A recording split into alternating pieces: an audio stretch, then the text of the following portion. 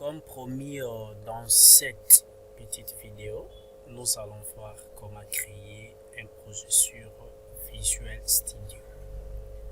Là, présentement, nous sommes sur la page de démarrage. Observez bien au-dessus, vous voyez, il y a le menu ou bien les onglets. Il y a fichier, édition, affichage, débugger, équipe, SQL, ainsi de suite. Ça sont les onglets de l'interface Visual Studio. Vous les voyez très bien.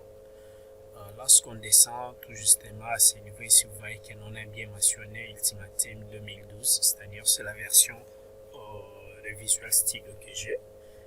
C'est une version qui est complète. Et à ce stade ici, vous voyez, il y a démarrer. Entre autres, il y a un nouveau projet, ouvrir un projet, c'est-à-dire s'il y a un projet existant. Ici, c'est pour ouvrir un nouveau projet. C'est connecté à Airtime, Foundation, Service, ainsi de suite. Ici, ce sont le récent projet que vous avez pu créer ou bien lancer du genre pareil. Voilà. Et de l'autre côté, vous voyez bien, on a bien mentionné ces prises en main, vidéo, des procédures, diffusion, contenu. Pour en savoir plus, tout ça, voilà. Bon, ce qui nous intéresse beaucoup plus à ce niveau, c'est quoi? Sur l'interface en question Visual Studio, vous voyez bien, il y a les onglets, comme je viens de vous le dire tout à l'heure. Ici, il y a pour ouvrir un nouveau projet, ou bien, je m'excuse, pour créer un nouveau projet ou ouvrir un projet. Voilà. Pour nous, on va s'intéresser partant des modèles de TPVB, comme vous le voyez ici, Visual Basic. Ok. On va ouvrir ces projets ici. C'est partant de ces projets qu'on va essayer un peu d'expliquer comment la réalisation du projet en question a été aboutie jusqu'à la fin.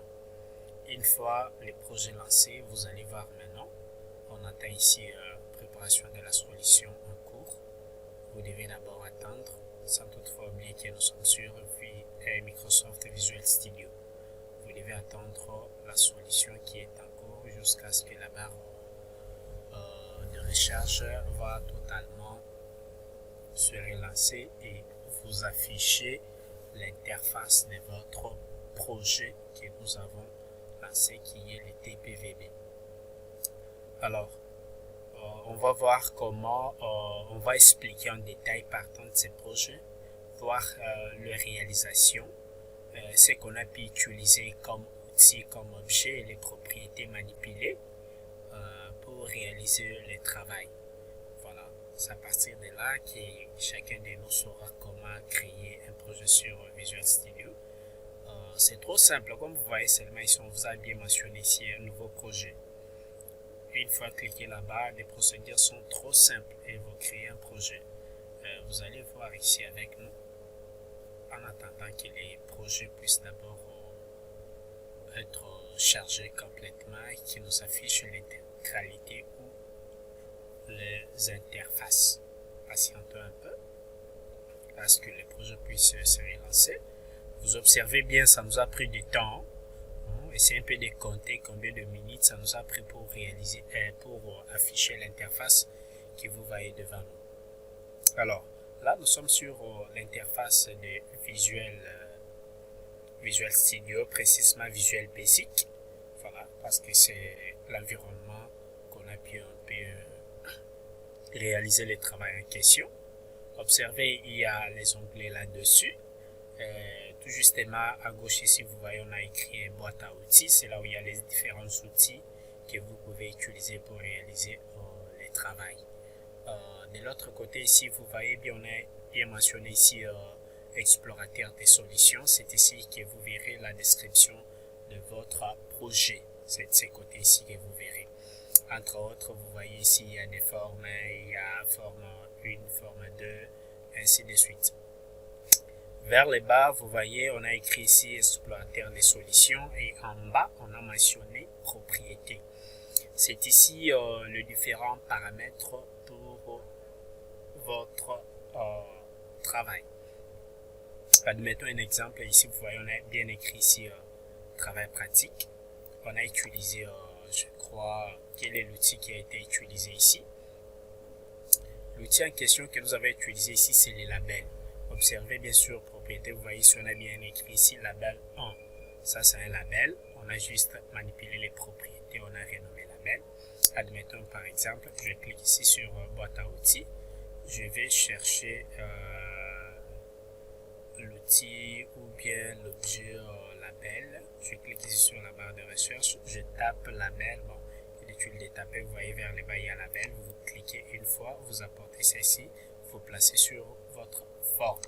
Vous cliquez là-dedans. Observez, votre label y est. Mais le label en question, nous devons maintenant renommer ça. Observez bien, il y a les mentions. On a bien mentionné là-bas label 2. Qu'est-ce qu'on va faire maintenant? On vient ici sur propriété. Propriété, ce sont des paramètres d'objet. Vous venez ici tout justement, vous cherchez propriété de votre label. Ok, je sélectionne ça, je viens ici sur name. Voilà, ça c'est les noms. Si on a écrit label 12, je peux mentionner ça, renommer ça comme je vais. En dehors de name, quelle propriété encore on peut manipuler ici? Je ne trouve pas grand chose. Mais sinon, renommer que non, fond ici. Il y a fond, il y a fond et color. Vous pouvez manipuler des couleurs, tout ça, voilà. Ça c'est pour les labels comme vous les voyez ici. Tandis que ça c'est les text box. Avec les text box, c'est une zone de saisie. Ok, on a bien mentionné ici sur propriété text box 1. Vous pouvez ici manipuler sa propriété name pour changer les noms. Vous voulez que ça soit textbox 1, vous pouvez renommer et ça va faciliter lors de programmation pour faire appel à vos objets selon le nom que vous allez attribuer. En outre à ça, vous voyez ici, ça sont les boutons. Il y a les boutons et les boutons fermés. Lorsque vous cliquez ici, on a bien écrit ici bouton 1. Vous pouvez aussi renommer ça et ça va vous servir deux fois par programmation. Vous pouvez modifier ça. En outre à ça, il y a aussi les boutons ici, les boutons radio, nous appelons ça radio bouton. Ce sont aussi ce sont des types de boutons ici que vous pouvez manipuler mais qui vont vous permettre pour la sélection. Okay? Vous voyez, des fois lorsqu'on exécute notre travail, vous sélectionnez ici, il y a de réactions. Pourquoi? Parce qu'on a ici un peu, si vous double-cliquez ici, vous accédez directement dans l'éditeur des codes. Ok, ici vous voyez que non, on a bien manipulé nos codes sources, on les a bien utilisés ici. Voilà, c'est que j'aimerais que vous puissiez un peu comprendre là-dessus. On a manipulé, ce sont les boutons et on les a manipulés, on les a codifiés pour bien dire, on l'a codifié. Ici aussi les boutons annulés par exemple, je peux double-cliquer sur son interface, vous voyez on a écrit textbox 1.text égale à apostrophe, tout ça, voilà, pour signifier que non, que les textbox soient vides. C'est l'instruction qui va vous permettre à nettoyer ou annuler votre zone de saisie. Voilà un peu en quelques mots comment le projet a été réalisé par le label, les textbox, les boutons et les radio boutons. Voilà un peu ce qui constitue le travail. Mais à ce niveau ici, on a utilisé l'objet image. Observez ici, on a bien écrit picture box. Ok, on a parcouru, on a manipulé les propriétés à partir de l'image ici. Vous parcourez pour changer l'image comme j'ai utilisé les drapeaux d'un pays. Pour ceux qui ne connaissent pas, excusez-moi, c'est les drapeaux de la RDC. Et le reste ici, sachez bien que ce sont des labels et on les a renommés. Voilà comment le travail ici a été réalisé. Je pense que par là, vous avez compris les objets utilisés sur... ça, c'est la forme. Tous les objets ici que vous voyez ici, ça se trouve sur la forme. Ok? Par exemple, quand je clique ici, vous voyez sur la propriété, on a mentionné forme 1. Vous voyez forme in, je m'excuse. Le reste ici, c'est que là-dessus, ce n'est que les objets que nous avons tirés à partir de notre boîte à outils. Voilà comment on a réalisé le travail ici. C'est un travail qu'on a précédemment. Voilà, on exécute et puis voir les résultats. voir ce que ça va nous donner. Un peu de patience, parce que c'est un système et ce n'est pas comme une personne. Vous dites quittez là-bas et quitte directement. Il a sa façon d'agir, c'est le langage machine. Vous devez patienter, voir l'exécution apparaître. Voilà. Là, il y a l'exécution. Je peux commencer à taper quelque chose. Admettons par exemple 33. Lorsque je viens ici sur les radios boutons, comme je vous l'ai dit, vous cliquez et il y a les résultats qui affichent ici. Cliquant ici, il y a les résultats. Il y a les résultats selon la façon que nous avons codifié nos radios boutons par le code source. Lorsque je clique sur annuler, c'est pour le nettoyage des méchants, pour permettre à ce que je puisse encore saisir à nouveau. Quand je clique sur le bouton fermer, c'est pour fermer le programme. Voilà comment le travail en question ou l'application a été créé. Juste vous donner l'idée globale, comment l'application a été réalisée et les outils ou objets manipulés pour réaliser le travail, en outre les codes sources utilisés sur les boutons. Voilà, maintenant un petit exercice, comment créer un projet, comme je vous l'avais promis. Je clique sur menu fichier. Observez très bien, je viens sur nouveau. Je descends ici, je dois choisir le type de projet que je vais ouvrir. Pour moi, je vais cliquer sur projet toujours. Je pense que vous m'avez saisi, je clique là-bas. Sur projet, je dois patienter. C'est un système. C'est un système, vous devez patienter. Là, je vous montre comment créer un nouveau projet. Ok? Voilà. Maintenant ici, on vous montre le modèle de projet que vous voulez créer. Entre autres, Visual C# ou bien Windows Store ou bien Windows Web, ainsi de suite. Ça dépend du modèle de projet que vous voulez créer. Chers amis, voilà, ça dépend des projets que vous voulez créer. Pour notre cas, admettons par exemple, qu'est-ce que je vais dire ici, utilisons d'abord Visual C#. Ok. Lorsque je sélectionne le modèle C#, je viens maintenant ici, de ce côté ici, je vais choisir maintenant la description, ok, application Windows Phone, c'est-à-dire c'est une application qui va tourner sur les systèmes Windows, ok. Je vais cliquer là-bas, sélectionner, parce qu'il y a mode console, il y en a autant, vous pouvez remarquer ici comme c'est mentionné. Mais pour nous, le type d'application qu'on va créer, c'est une application Windows Phone, c'est-à-dire une application qui va tourner sur le système Windows. Voilà. Ici, vous pouvez donner un nom à votre application. Je peux donner ici par exemple Tito. Ok, le nom de l'application Tito. Élément, ça c'est pour choisir votre emplacement. Vous pouvez parcourir ici. Ok, parcourir, trouver un emplacement que vous voulez placer votre. Je peux toutefois créer un projet, bien je peux trouver l'emplacement dans les bureaux, ça dépend que de vous.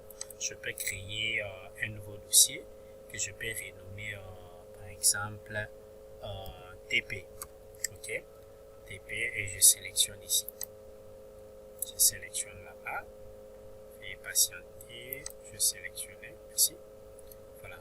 Et une fois pour créer les projets, comme je vous l'ai dit tout à l'heure, qu'est-ce que vous allez faire? Vous cliquez sur fichier, nouveau projet, ainsi de suite. Vous choisissez les modèles, Visual C# et les types d'applications qu'on va créer. Ça serait une application Windows Phone. Une fois renommée, trouvez l'emplacement, vous cliquez sur OK.